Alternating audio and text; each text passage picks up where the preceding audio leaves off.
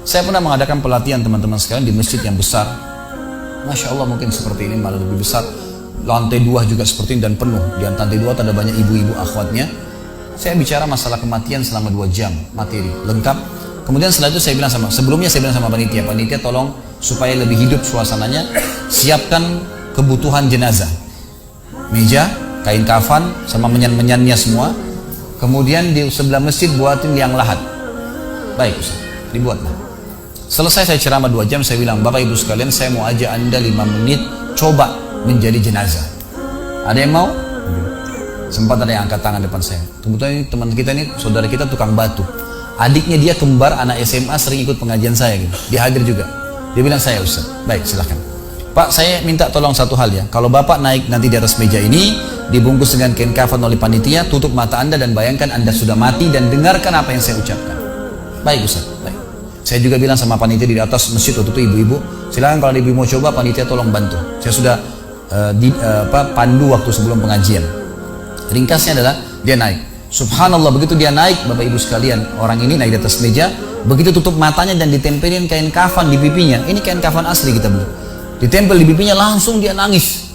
Nangis dia, terisak-isak.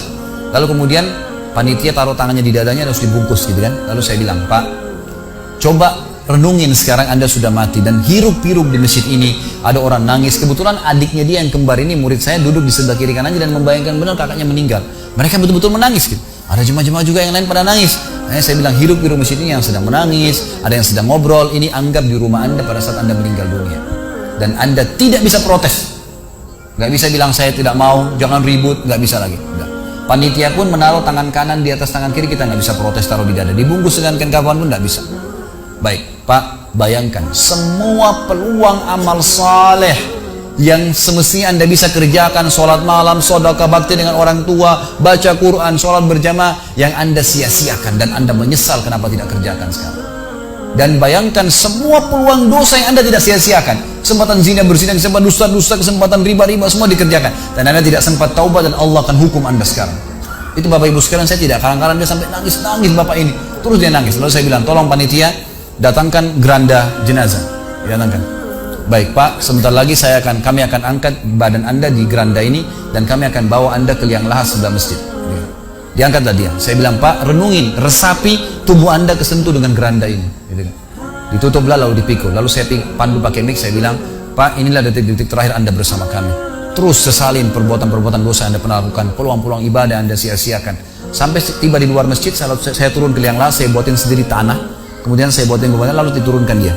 Setelah diturunkan, saya suruh tutup matanya, kemudian ditutup dengan kain. Saya keluar, lalu saya pakai mic, saya bilang, Pak, buka matanya. Inilah rumah Anda sekarang. Walaupun rumah Anda 1000 kali 1000 meter di dunia, kembali ke 1 kali 2 meter. Ini tempat Anda sekarang. Dan sebentar lagi malaikat akan datang menanyakan kepada Anda pertanyaan yang Anda sudah tahu. Selesai. Berapa mungkin sekitar hitungan detik. Ini semua proses kurang dari 5 menit teman-teman sekalian. Lalu saya bilang, buka. Dibuka kain tersebut.